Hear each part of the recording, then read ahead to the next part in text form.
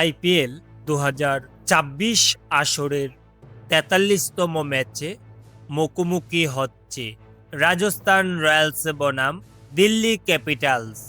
১ মে বাংলাদেশ সময় রাত ৮টা এবং স্থানীয় সময় সন্ধ্যা ৭টা ৩০ রাজস্থান ও দিল্লি মুখোমুখি হবে।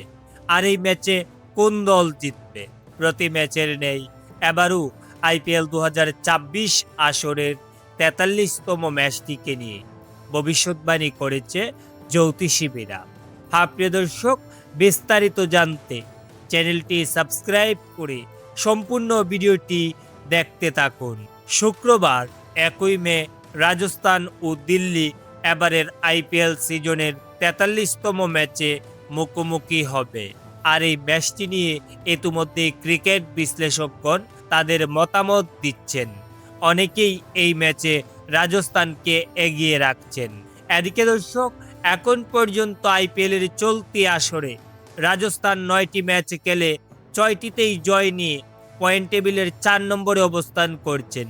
অন্যদিকে দিল্লি ক্যাপিটালস ৮টি ম্যাচ খেলে মাত্র ৩টি ম্যাচে জয় নিয়ে পয়েন্ট টেবিলের ৭ নম্বরে অবস্থান করছেন।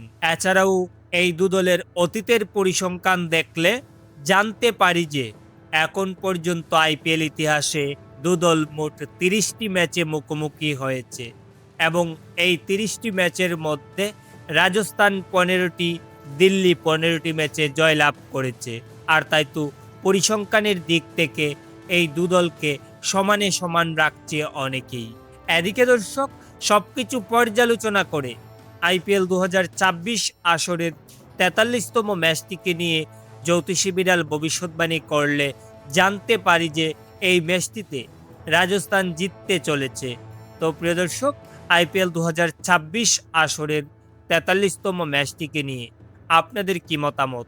কোন দল জিতবে বলে আপনি মনে করছেন তা অবশ্যই নিচে কমেন্ট করে জানাবেন। ধন্যবাদ সবাইকে।